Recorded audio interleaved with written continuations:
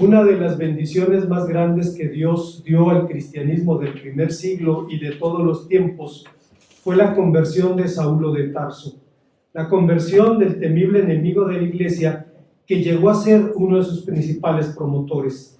Ante un cambio tan radical, se ha sugerido que en la conversión de Pablo algo de la muerte de Esteban quedó grabado en su memoria, es decir, que la muerte del primer mártir cristiano debió impactarlo de forma que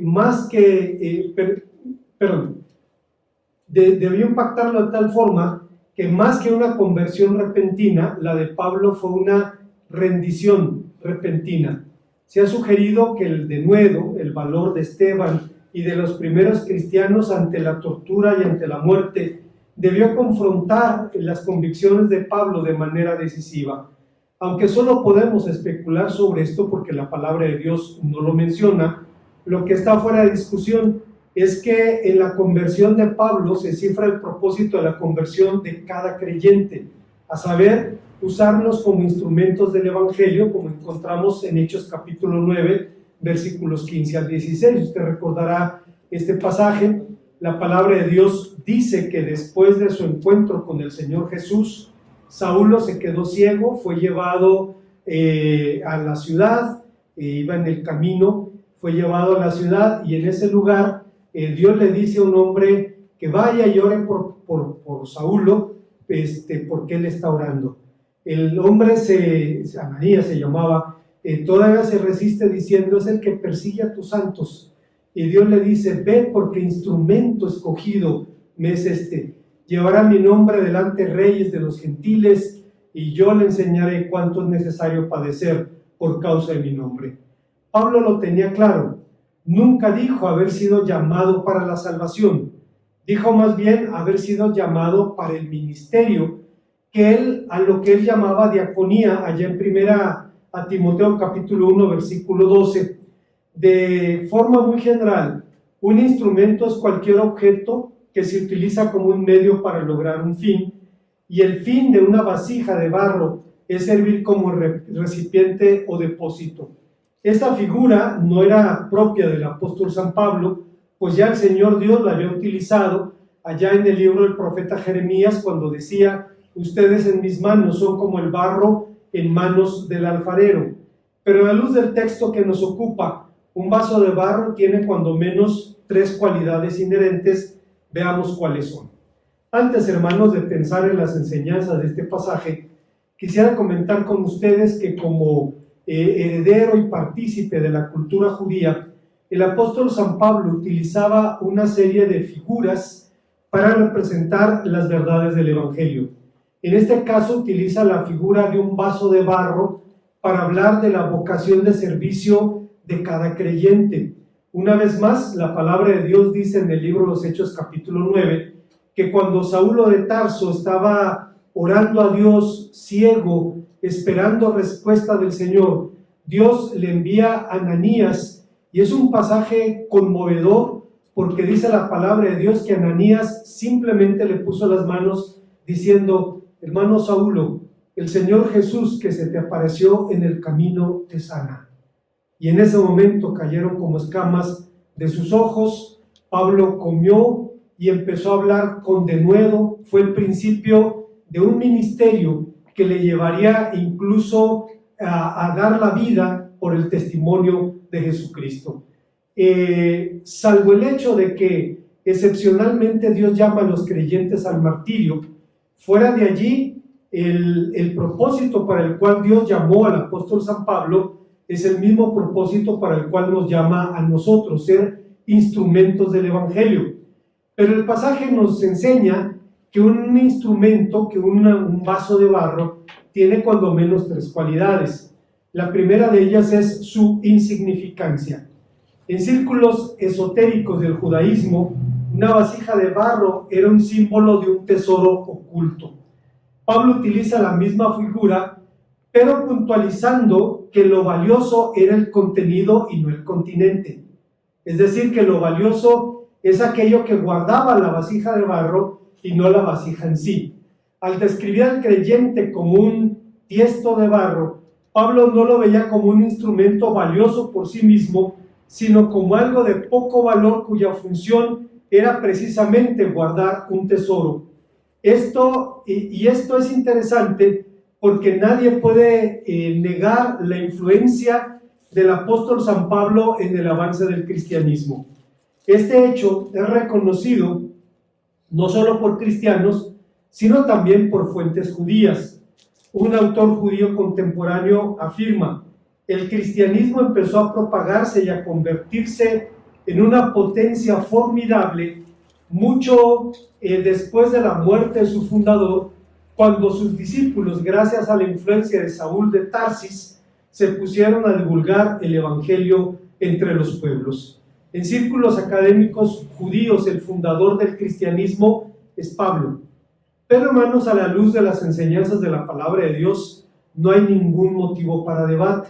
El fundador del cristianismo es Jesucristo, y Pablo se convirtió en su principal promotor, en su principal predicador, y Pablo siempre lo tuvo presente. Decía que la vida que había tenido la tenía por basura a cambio de Cristo, y que Cristo era la razón de su vida, y en algún momento llegó a decir: porque para mí vivir es Cristo y morir es ganancia. Pero la influencia de Pablo no se limitó al trabajo propiamente evangelístico y misionero. Su ministerio ha trascendido hasta el presente en sus enseñanzas. La singular relación de Pablo con la iglesia de Corintio dio lugar a una nutrida correspondencia epistolar que enriqueció el cristianismo con figuras y descripciones sobre nuestra vocación fundamental, sobre el llamado que Dios nos hace de ser instrumentos para la salvación del mundo. Tanto en griego como en español, la palabra instrumento, la palabra skios, significa utensilio, herramienta, aparejo, describe todo aquello que sirve para un propósito o para un fin determinado. Dependiendo de los propósitos, los utensilios son confeccionados con los materiales apropiados para su fin. Pero el propósito de una vasija siempre será servir como un recipiente, como un contenedor. La verdadera importancia era el contenido, al que Pablo describe como un tesoro. ¿De qué tesoro está hablando? La respuesta se encuentra en los versículos anteriores. El tesoro es el Evangelio de Jesucristo, como dice en el capítulo 4, versículo 4 de la segunda a los Corintios. Aunque esto es evidente en el texto, no lo ha sido a lo largo de la vida cristiana. Como sabemos, hermanos, la Reforma Protestante fue un airado reclamo contra el tráfico de las indulgencias con el que el clero financiaba sus proyectos. Según la teología católica, las indulgencias, es decir, la remisión del castigo temporal del pecado, son tomadas del tesoro de la Iglesia, que se compone de los méritos infinitos de Jesucristo y los superabundantes méritos de la Virgen y de los santos. Martín Lutero respondió en sus 95 tesis: el verdadero tesoro de la Iglesia es el sacrosanto Evangelio de Jesucristo. Si un tesoro tiene la Iglesia, es precisamente el Evangelio. Esta es la afirmación más preciosa de las 95 tesis, porque recuerda al cristiano lo que Pablo señala en este texto, que el tesoro es el Evangelio, que el creyente es simplemente un vaso de barro donde el tesoro se encuentra guardado. Dado que Pablo habla en el mismo contexto del resplandor de la luz del Evangelio de la gloria de Cristo, algunos intérpretes piensan también en la figura de una lámpara de barro cuya única función consistía en llevar la luz. Obviamente existe una gran diferencia entre un tiesto inanimado y una persona dotada con sentimientos, con voluntad. Pablo pregunta en la carta a los Romanos: ¿dirá el vaso de barro al que lo formó, por qué me has hecho así? Romanos 9:20. Esto significa que debemos aprender a tomar muy en serio la gracia de Dios y no tomarnos tan en serio a nosotros mismos. Recuerdo, hermanos, cuando estudiaba en el seminario, de un compañero que predicaba y decía: Dios me humilló, a mí me humilló. Decíamos, pues ¿quién piensa que es, no? ¿Quién piensa que es? Como para que Dios no pueda poner su mano sobre nosotros. Debemos tomar muy en serio la gracia de Dios y no tomarnos tan en serio a nosotros mismos, salvo en lo que tenga que ver con la obediencia a nuestro Dios. Y lo que Dios quiera hacer en nuestra vida, Él sabe lo que hace. Hace 8 días platicaba con mi hermana Gloria y le decía que yo, cuando la veo y cuando lo oigo hablar, veo su fe, veo su convicción, su esperanza, y le digo, y me lleno de gozo. Digo, es una bendición ver su testimonio de una mujer que sobrevivió una situación de cáncer y sigue adelante, e hizo de eso un ministerio, una oportunidad para compartir la palabra de Dios con personas que no lo conocen. Y mi hermano Toño igual, en el hospital tuvo la oportunidad de compartir infinidad de veces el evangelio. Recuerdo que en alguna ocasión mi hermano Toño hablaba de un hombre que decía a su esposa tenían que quitarle un pecho por el cáncer, y el hombre decía, no, ya así, ¿para qué me sirve? Ya, ¿para qué la quiero? Y dice el hermano, tuve que contenerme, dice. Una mujer es mucho más que un pedazo de carne. Dice, ¿qué te pasa? Dice, tuve que contenerme, dice, controlarme, porque ¿cómo es posible que esté pensando en su esposa en esos términos o en esas condiciones? La verdad, hermanos, es que cuando vamos al Evangelio, aprendemos a tomar muy en serio la gracia de Dios y no tomarnos tan en serio a nosotros mismos. El profeta Jeremías lo deploró amargamente diciendo: los hijos de Sión, preciados y estimados más que el oro puro, son tenidos como vasijas de barro, obras de mano del alfarero, en el libro de Lamentaciones capítulo 4, versículo 2. Nuestra condición como instrumentos en las manos de Dios nos lleva pues a la humildad, a la firme mesura. De hecho, existe un dicho rabínico que afirma: el vino no puede ser guardado en recipientes de oro o de plata, pero sí en recipientes hechos de humilde barro.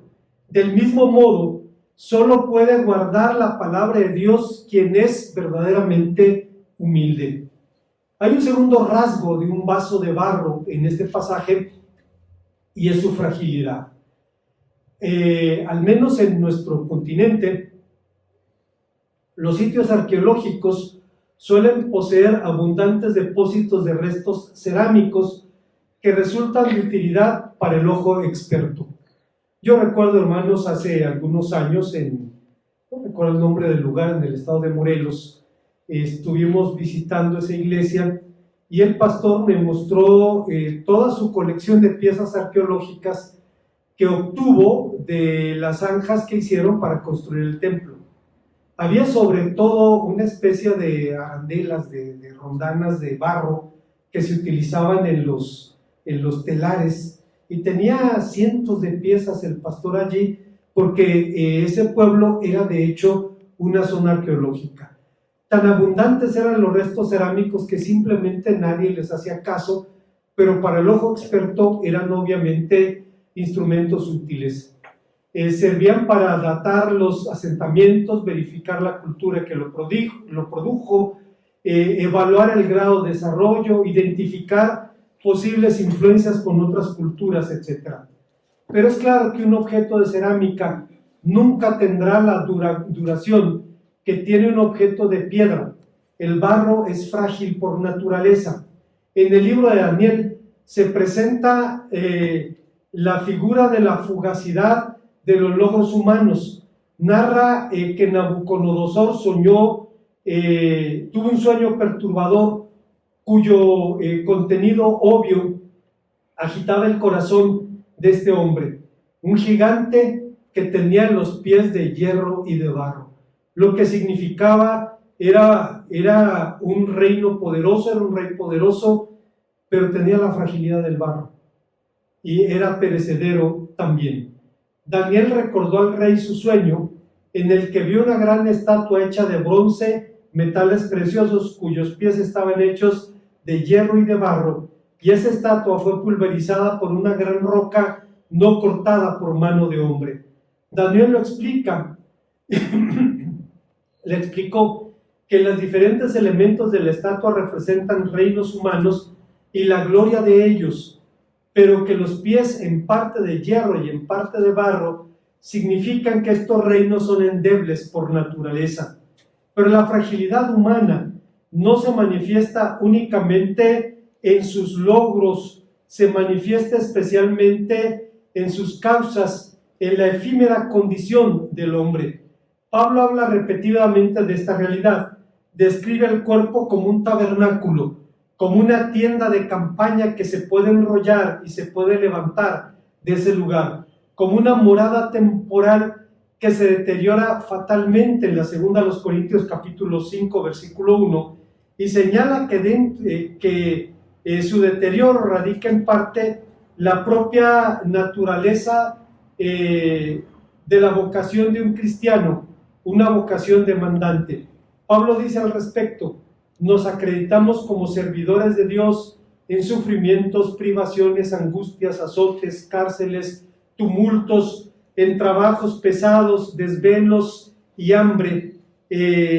Servimos con pureza, conocimiento, constancia, bondad, en el Espíritu Santo y en amor sincero, con palabras de verdad, con el poder de Dios, con armas de justicia, tanto ofensivas como defensivas, por honra y por deshonra, por malas y buena fama, veraces, pero tenidos por engañadores, conocidos, pero tenidos por desconocidos, como moribundos, pero aún con vida, golpeados, pero no muertos, aparentemente tristes, pero siempre alegres, pobres en apariencia, pero enriqueciendo a muchos, como si no tuviéramos nada, pero poseyéndolo todo.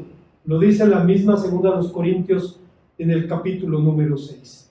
Habla de la fragilidad del instrumento, habla de su condición de debilidad. Este ha sido un signo de la vida cristiana a lo largo de los siglos y seguirá siendo así hasta que Cristo regrese. Dietrich Bonhoeffer, un pastor luterano que se opuso activamente al régimen nazi desde su surgimiento, pasó 2 años en prisiones y en campos de concentración, de donde salió para ser ejecutado por orden directa de Adolfo Hitler 27 días antes de la rendición incondicional de Alemania. En otras ocasiones he hablado de él, solamente quisiera comentar que Bonhoeffer fue un teólogo luterano que desde que los nazis llegaron al poder, inmediatamente pasó a la oposición.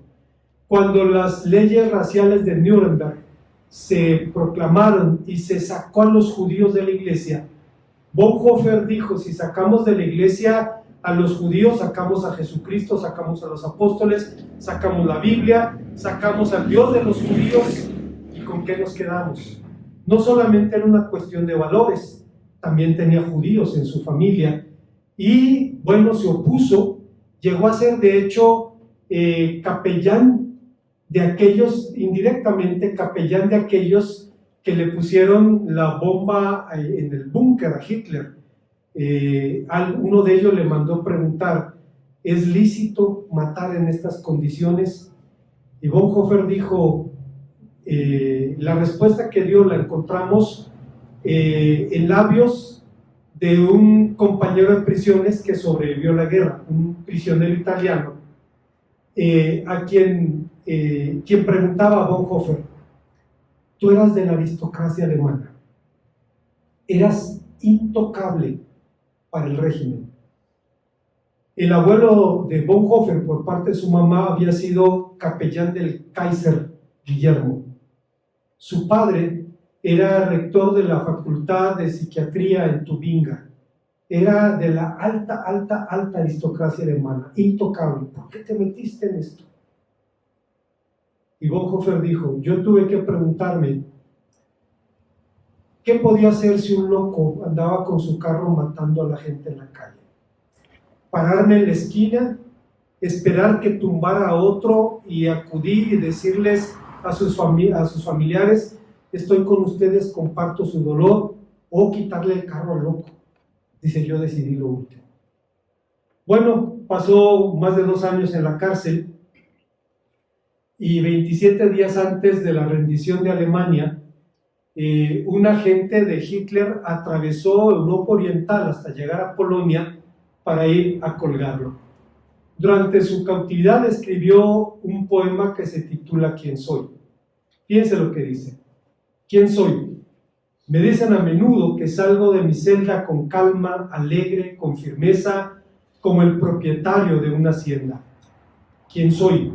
Me dicen que hablo con mis guardianes con libertad, de forma amistosa y con franqueza, como si fuera yo quien manda sobre ellos. ¿Quién soy?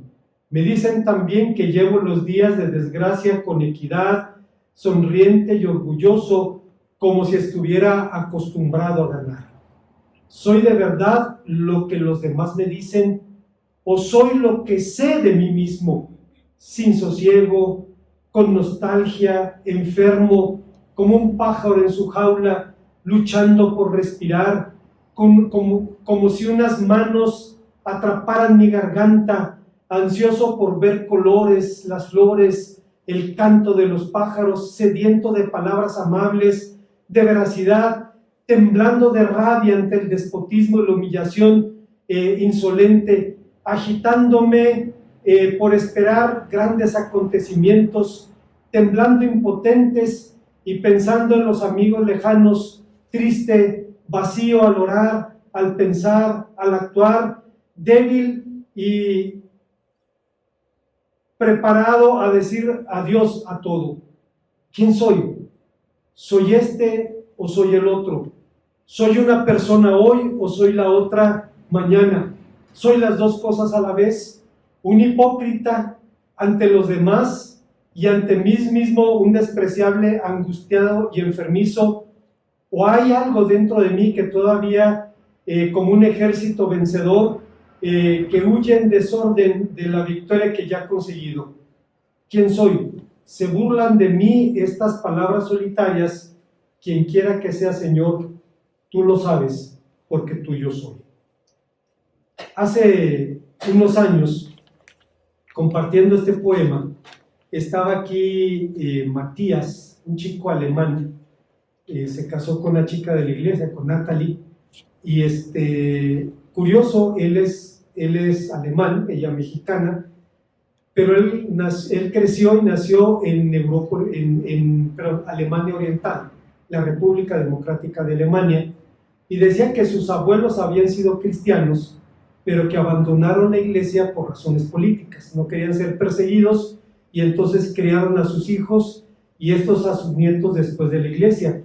Y Natalie pudo llevar a un chico alemán al Evangelio, y en alguna ocasión le compartía este poema, y decía, Matías tenía los ojos llenos de lágrimas, y decía: es que solo quien está muy cerca de Dios puede decir eso. Dice: una persona que está en ese conflicto terrible. Bonhoeffer, hermanos, sospechaba que no iba a salir con vida de allí, pero no iba a renunciar a su fe y a su esperanza. Cuando finalmente la gente de Hitler llegó para colgarlo personalmente, salió de su celda y le dijo a su compañero italiano: es el fin, pero para mí es el principio. Y lo colgaron. Y su familia, hermanos, se enteró de la muerte de Bonhoeffer por la BBC de Londres. Hubo un servicio fúnebre que hicieron en Londres para agradecer la vida de Dietrich, y su familia lo supo así, que lo habían colgado. Pero fue, en la tradición católica dicen, es el único santo protestante. No es cierto, pero reconocen la influencia de un hombre que luchó por el Evangelio y escribió 2 preciosas obras. Si usted no las ha leído, se lo recomiendo. El precio de la gracia y vida en comunidad. Están en PDF. Si no los puedo conseguir en papel, descárguenlos y son una joya para disfrutarla. En tercer y último lugar, el texto nos habla de que un vaso de barro se distingue también por su utilidad. A pesar de su insignificancia y fragilidad, un instrumento de barro es creado para servir. Es un instrumento con vocación. De hecho, se puede decir exactamente lo mismo del hombre, de quien la Biblia enseña fue hecho de un puñado de barro al que Dios formó y vivificó y lo dotó con un oficio. Su oficio es ser siervo de Dios. Es la vocación fundamental con la que los seres humanos hemos sido dotados. Los sabios de Israel dicen que al estar formado de tierra y del aliento divino, el hombre fue creado como un ser espiritual y terrenal, hecho de cielo y de tierra, con un llamado esencialmente relacional que apunta a tres relaciones que venimos a desarrollar en este mundo. Venimos a este mundo para servir a Dios como siervos, al prójimo como custodios y a la creación como mayordomos. Pablo ilustra nuestra vocación con humildes objetos de barro, una lámpara fabricada para aportar luz, un tiesto que puede contener agua, vino, alimentos o incluso un tesoro. Pero un objeto de barro es un instrumento pasivo, inanimado, mientras que el hombre está dotado por sentimientos y voluntad, lo que apunta necesariamente a hacer la obra de Dios en sujeción constante. Pablo cifra la esencia del servicio cristiano en tres grupos de cualidades que Dios da a sus siervos. Dice: servimos con pureza, con conocimiento, con constancia, con bondad, con el Espíritu Santo, con amor sincero, con palabras de verdad, con el poder de Dios, con armas de justicia, tanto ofensivas como defensivas. Pablo incluye esta declaración manteniendo materiales suficientes como para toda una serie de sermones, pero hermanos, que nos hablan acerca de la utilidad de ese instrumento. Pablo menciona las cualidades mentales que deben describir a un siervo de Dios: pureza, conocimiento, constancia y bondad. La idea de pureza tiene que ver en el Nuevo Testamento generalmente con el ámbito sexual, pero también significa inocencia con respecto a los pecados ajenos. El conocimiento alude al conocimiento de Dios que se pone por obra, pues como sabemos, el fin del conocimiento es la conducta. La longanimidad, es decir, la paciencia para con las personas, es constancia, es la capacidad de soportar aun cuando el otro esté equivocado o es agresivo o insultante.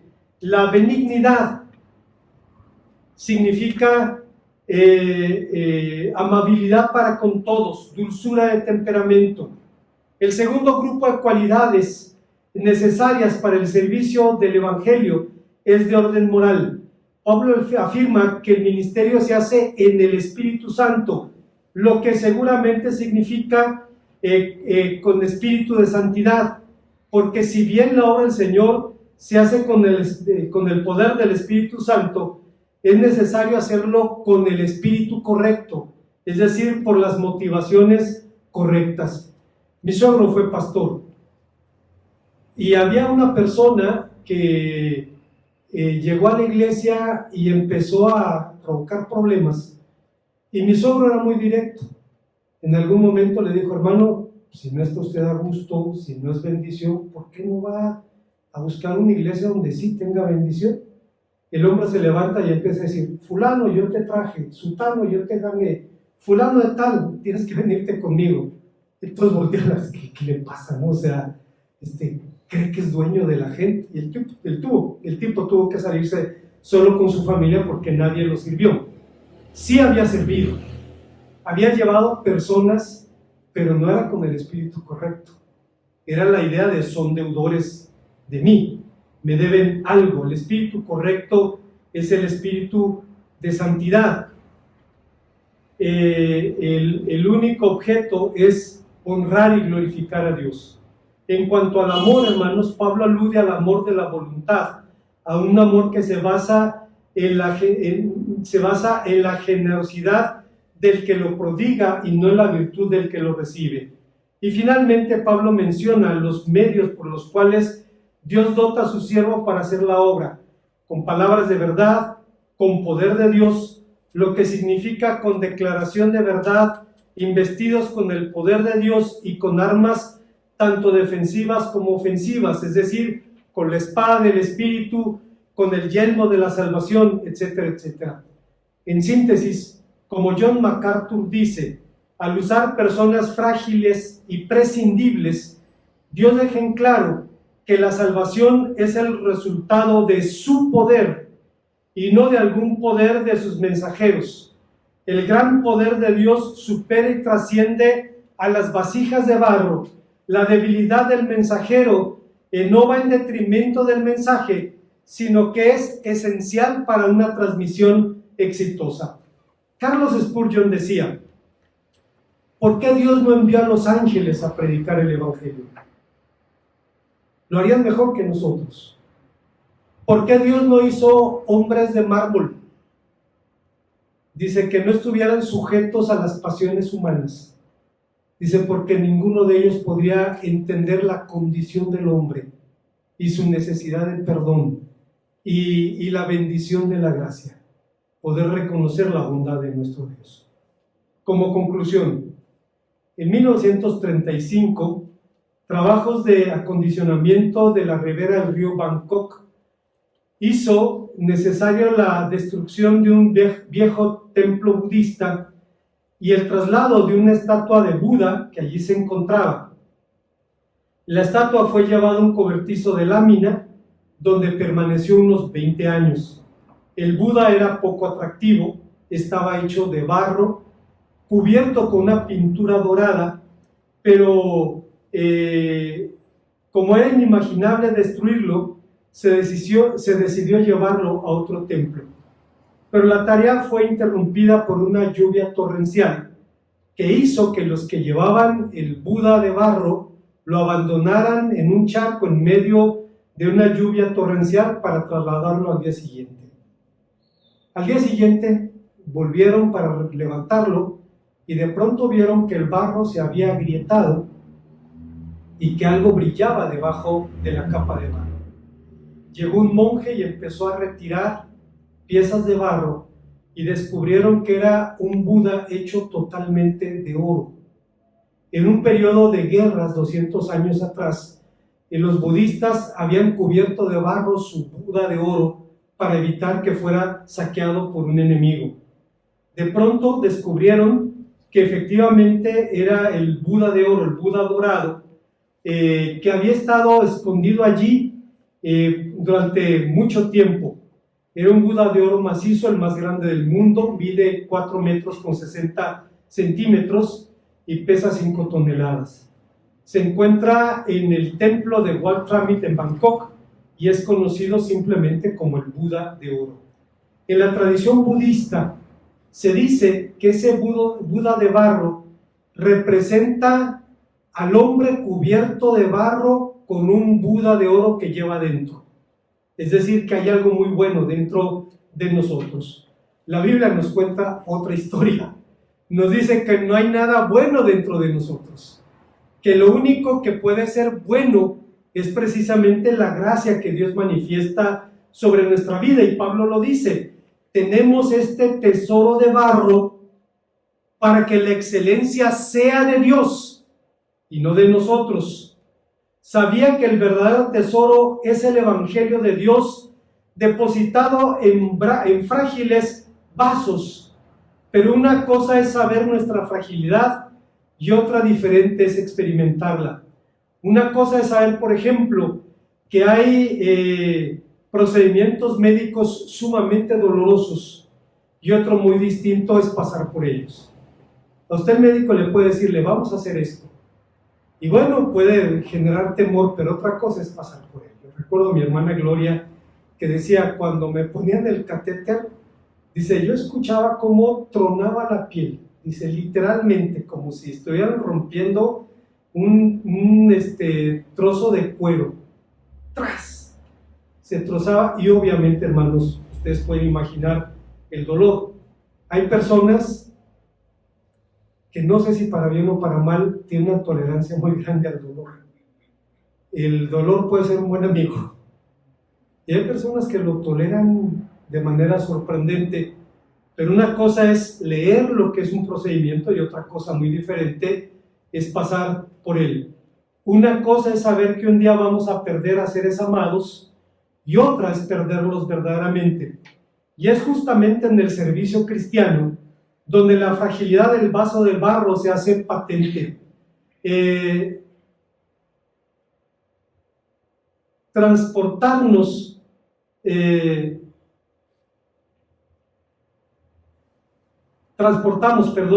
un tesoro incalculable, y aún así, como dice el apóstol San Pablo, podemos ser atribulados, estar en apuros, perseguidos, derribados, cosas que pueden despertar en nosotros crisis espirituales. Erez Sproul, un escritor reformado que ahora está con el Señor, habla del asunto en una reflexión a la que él tituló La noche oscura del alma, donde dice, este fenómeno describe una enfermedad que los grandes cristianos han sufrido de cuando en cuando, la enfermedad que provocó que David empapara con lágrimas su cama y que le ganara a Jeremías el apodo del profeta llorón. La melancolía fue la enfermedad que tanto afligió a Martín Lutero y amenazaba con destruirle. Este no es un ataque ordinario de depresión, sino una depresión que está ligada a una crisis de fe, una crisis que viene cuando se siente la ausencia de Dios o se da lugar a la sensación de abandono por parte de Él. La depresión espiritual es real y puede ser grave. Nos preguntamos cómo una persona puede experimentar altibajos espirituales, pero lo que sea que los provoque, no lo aparta de la realidad. Nuestra fe no es una acción constante, se mueve, vacila, nos movemos de fe en fe y entre tanto podemos tener periodos de duda cuando gritamos, creo Señor, ayuda a mi incredulidad. Podemos pensar también que la noche oscura del alma es algo completamente incompatible con el fruto del Espíritu Santo, no solo de la fe, sino también del gozo. Una vez que el Espíritu Santo ha inundado nuestros corazones con gozo, ¿cómo puede haber lugar para la oscuridad? Es importante distinguir entre el fruto espiritual del gozo y el concepto cultural de felicidad. Un cristiano puede tener gozo en el corazón y tener depresión espiritual en la cabeza. La alegría que tenemos nos sostiene durante las noches oscuras y no se ahoga por la depresión espiritual. El gozo del cristiano es que uno sobrevive a todos los altibajos de la vida.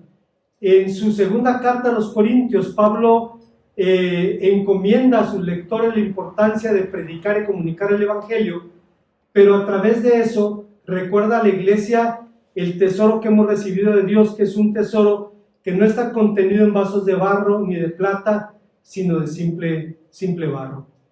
En síntesis, Pablo no exhibe la fragilidad humana para justificar errores o incongruencias como los seres humanos solemos hacer.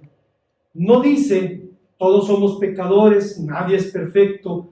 Tampoco describe su debilidad por masoquismo, para desalentar a otros creyentes. Lo hace para recordarnos quién es nuestra fortaleza, dónde está la fuente de nuestro poder, para que se vea que tan sublime poder viene de Dios, dice el apóstol San Pablo, y no de nosotros. Una vez más, hermanos, cuando vamos a la palabra de Dios y encontramos esta figura que se utiliza, la de un vaso de barro, se habla de las cualidades implícitas del barro. Es frágil, es perecedero, pero puede ser útil. Y dice Pablo, tenemos este tesoro en vasos de barro para que la excelencia sea de Dios y no de nosotros. Estaba en la semana, hermano, recordando el tiempo en que era nuevo creyente, y el misionero William Hayes, que ahora está con el Señor, era un misionero de los Bautistas del Sur, que servía a la comarca lagunera, me invitaba frecuentemente a acompañarlo a sus giras en la ribera del río Nazas, en el municipio de Rodeo, Durango.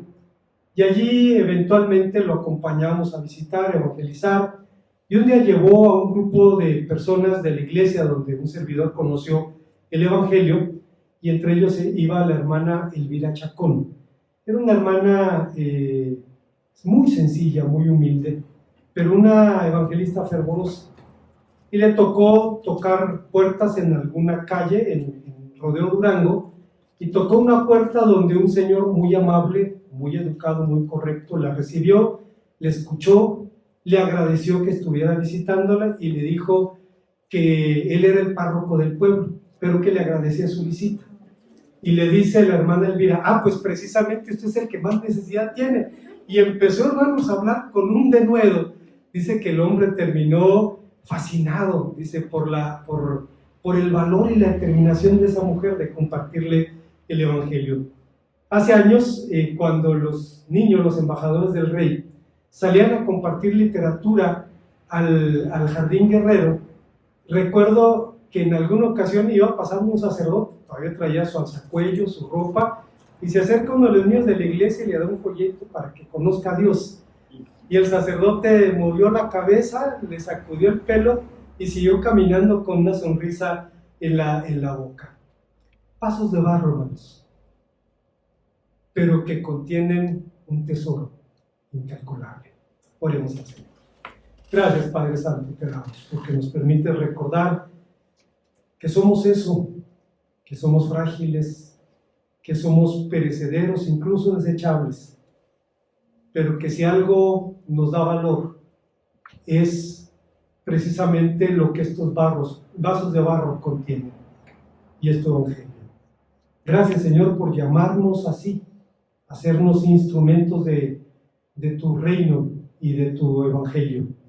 Nos has dado una vocación y nos permites llenarnos de gozo al cumplirla. Te rogamos que sea así, en el nombre de Cristo. Amén.